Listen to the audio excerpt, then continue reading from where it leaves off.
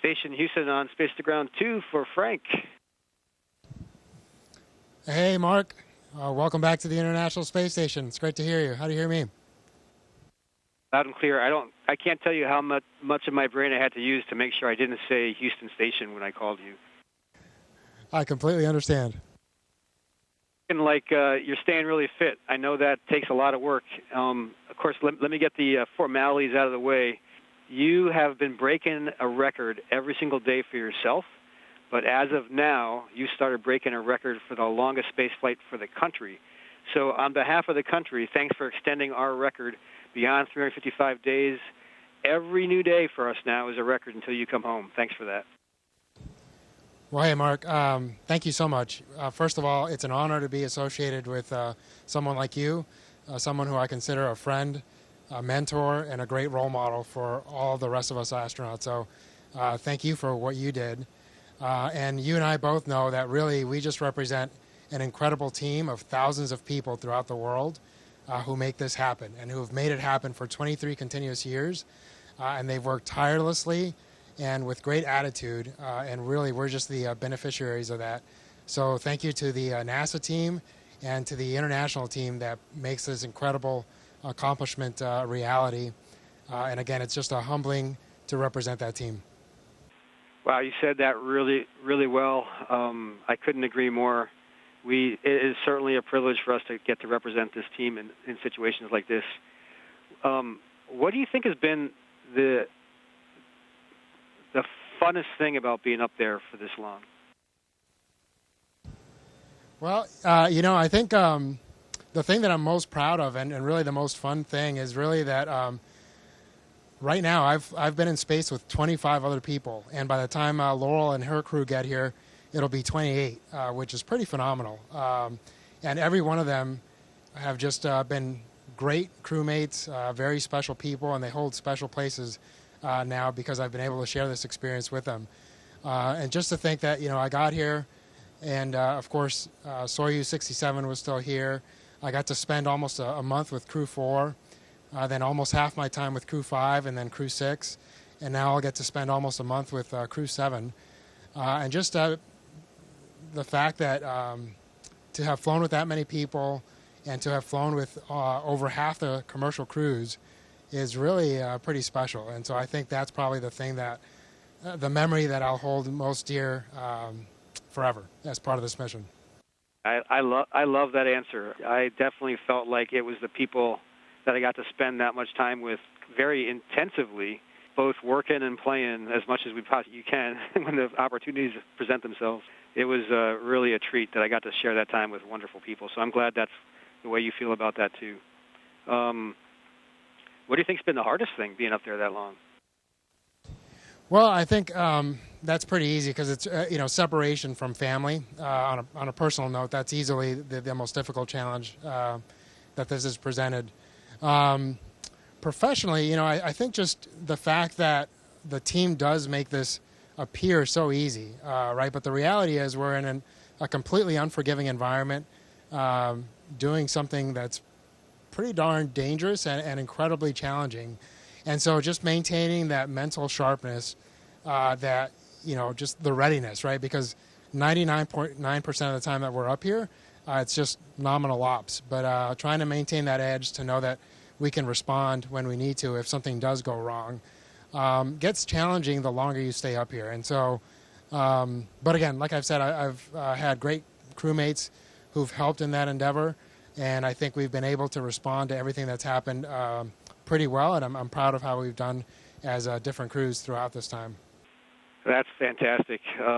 It's nice to have someone I can share these experiences with because that is all true. In fact, am I right? You've done 3 EVAs, been a suit IV for 8 additional EVAs, and in the process basically upgraded the power supply system with the IROSAs for half of the space station?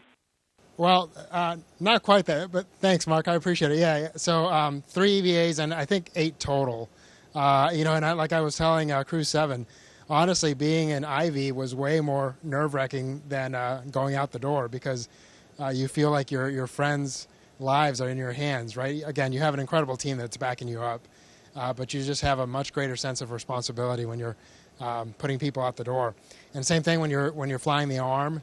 I got to be M1 a couple of times, and again, that sense of responsibility for your buddies is pretty heavy.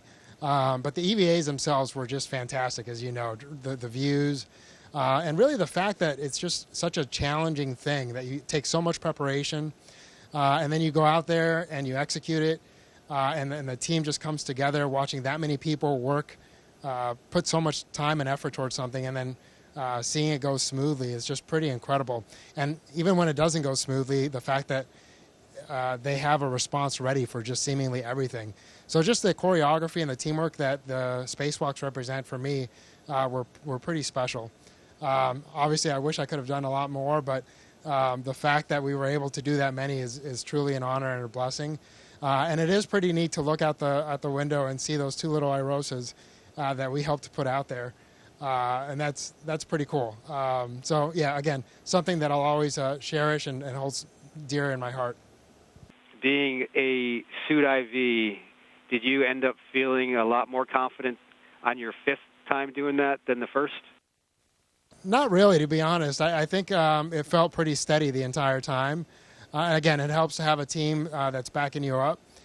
Great procedures that you just kind of follow and make sure you don't miss anything. And then, of course, obviously, you always have a crewmate that's backing you up. So, no, I think it's a testament to our training and the team that we have behind us that it felt pretty constant throughout. Now, you had a pretty unique experience, too, because back in the shuttle era, we used to routinely have an astronaut be the IV, giving the instructions to their crewmates on board the spacecraft. So you were the first person, I think, since the space shuttle program came to a successful completion that actually IV'd from inside a spacecraft while your crewmates were doing the EVA. How did that feel? Well, you know, I was laughing because hearing you say that felt like I had Steve back on station with back in the shuttle days. So no, it's again, you know, it was pretty special, and also a huge blessing that I actually had been a ground IV for the very first IROSA we put out, and so I was pretty comfortable with that role and with the team because I had been able to work that piece on the ground, and so it just kind of was fortuitous that it worked out that way, and like I said, because of that and that background, I felt pretty comfortable doing it. But it was pretty cool to add that component to it. Yeah, and I heard nothing but very positive reviews about how well you did at that.